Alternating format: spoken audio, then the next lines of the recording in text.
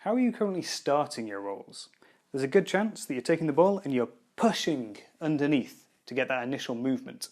This works, gets everything moving, but you're essentially brute forcing that initial momentum. We end up not in our starting position, and we actually lose control on the back of the hand and have to regain it on the arm.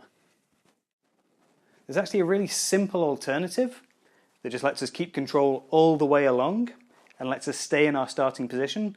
All we're going to do is raise the fingertips to get the ball moving and raise the fingertips at the end to stop it on the other side.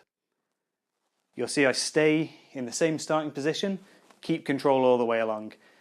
For an extra little level of intricacy on there, after you've raised the fingertips, the ball's on its way, you can lower them back into their starting position, bring the wrist up ever so slightly. That's going to create a nice little barrier here, a gate that's going to stop the ball from rolling back down into the hand.